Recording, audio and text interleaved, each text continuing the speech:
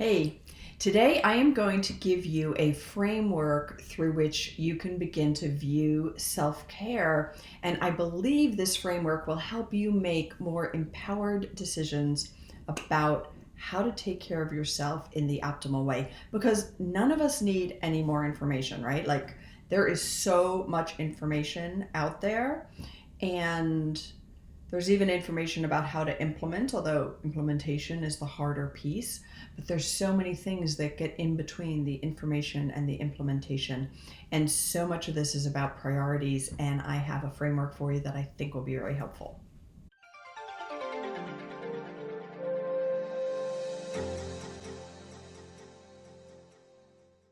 For those of you who are new to my channel, my name is Barbara Heffernan, and I am a psychotherapist, a life coach, I'm a Buddhist, I'm a mindfulness meditation teacher, and I bring all of that together in this YouTube channel to try to bring information to more people that will help you live a more joyful life. So if you support what I'm doing, please do me a favor and subscribe to the channel and give this video a like. That helps a lot.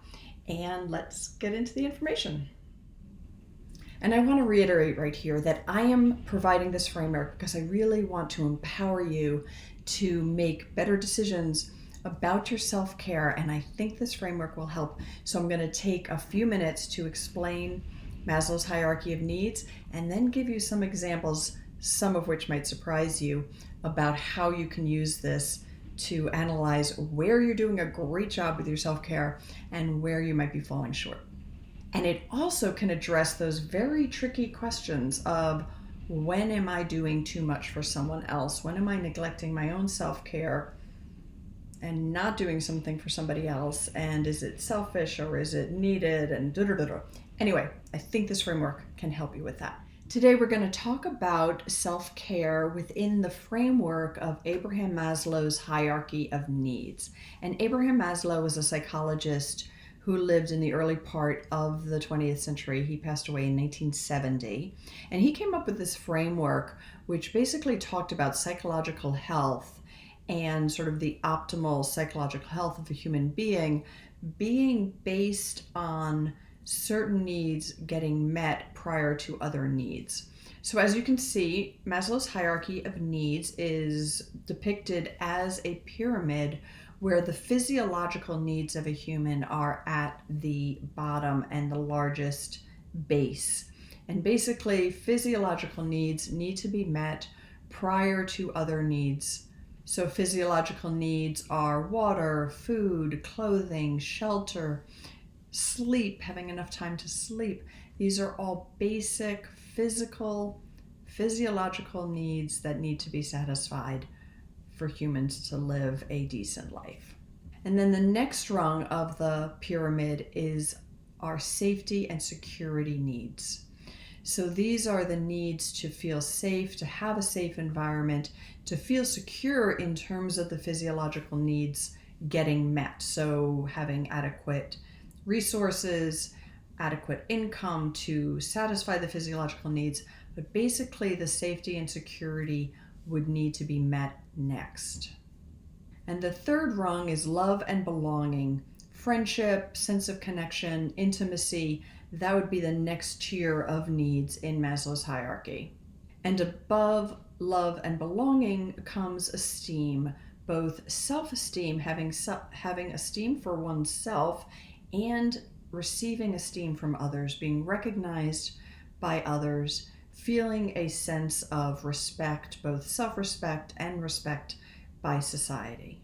And then the top tier of Maslow's hierarchy is self-actualization, fulfilling one's true purpose in life and or living up to one's full potential. So as you look at this chart on the hierarchy of needs, comment below, which need do you focus on the most? In which area are you terrific? And where do you fall short? Let me know in the comments below.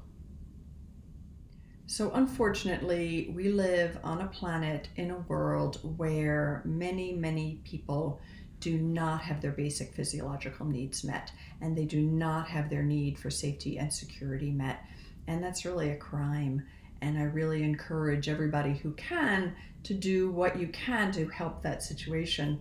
I do have a video called Triple Bottom Line, and it does talk about how you can give back and how you can view your work and your purpose in life in a broader scale in order to help others as well.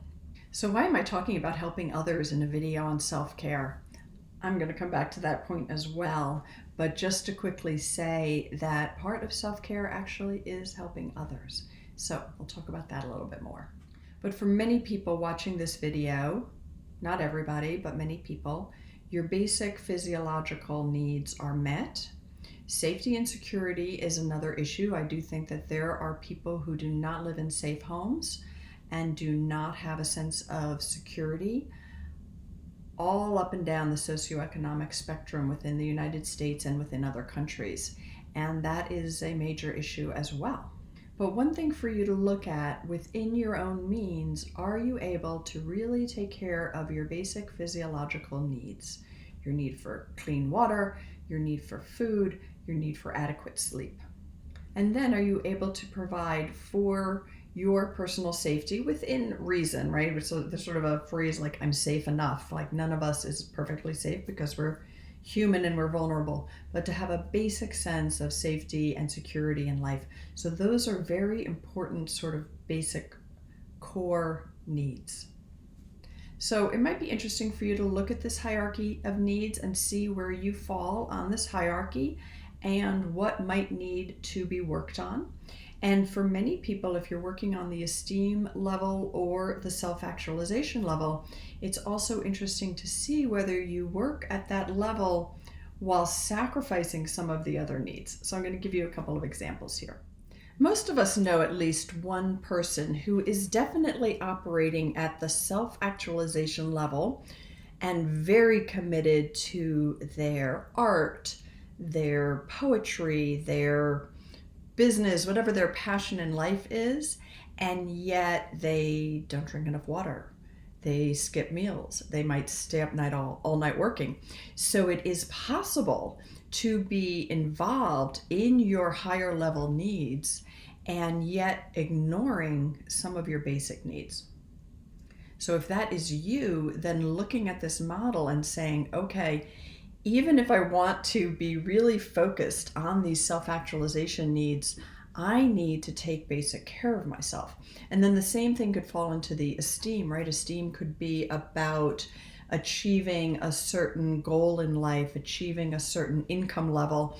And there are people who just in our society, in the US here, just drive themselves like mad and sacrifice their relationships with family, sacrifice their basic health, never go to the doctor, but they're driven for either the esteem needs or the self-actualization needs.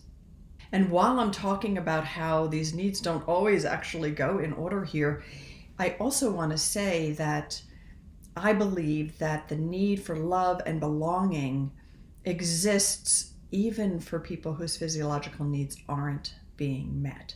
So it's not a way to live an optimal life, but even for those people whose physiological needs aren't being met, love and belonging is incredibly important. And let me talk about another very common example of where these needs might get flipped.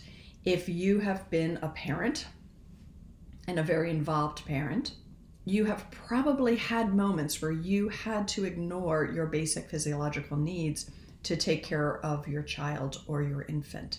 So a client of mine recently, she had a baby who was just up all night vomiting, and she was up all night with the baby, and she had to sacrifice her needs. That's what we do.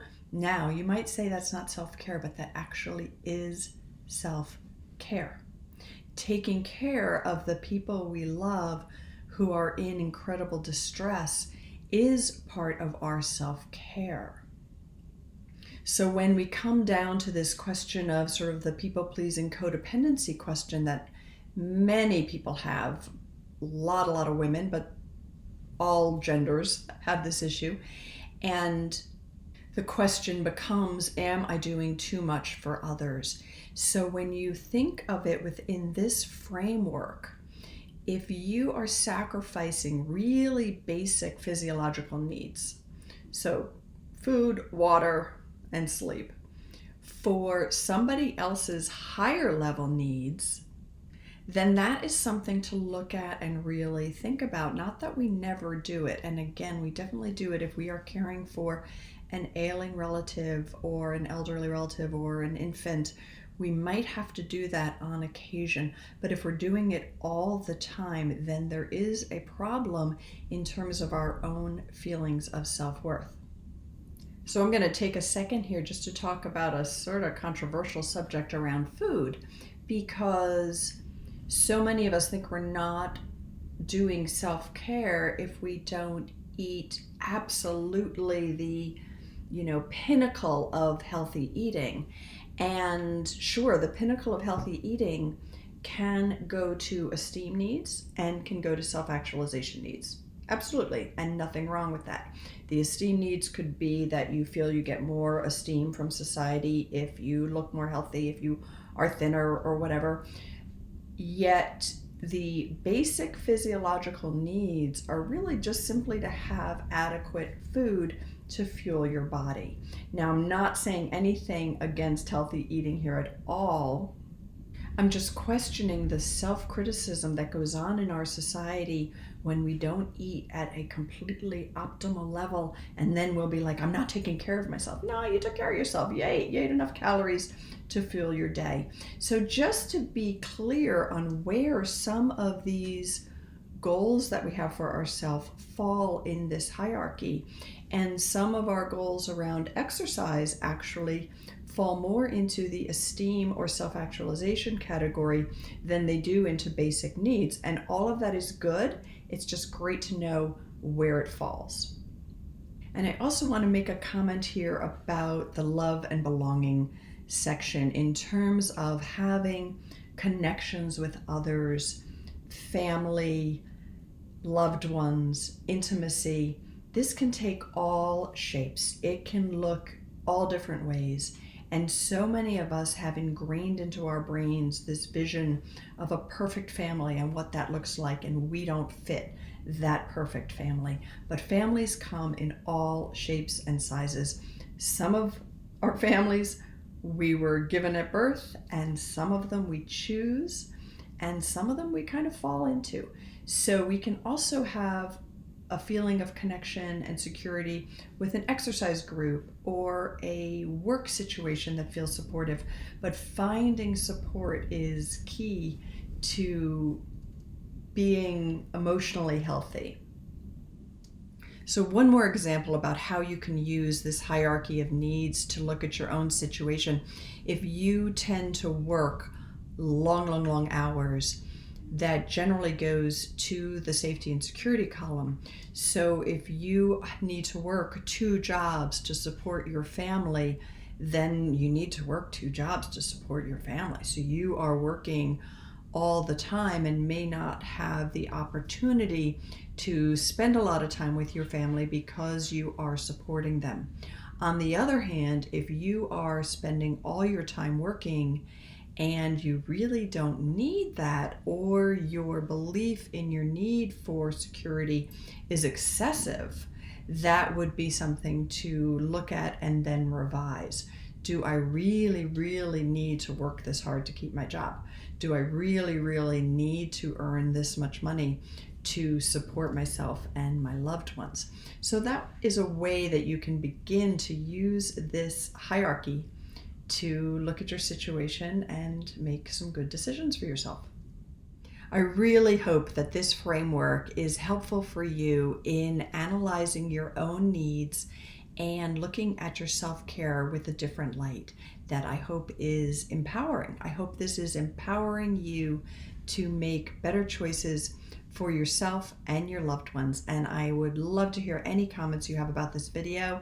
And please, if you liked it, do give me a thumbs up and also subscribe to my channel. And I hope you join me the next time.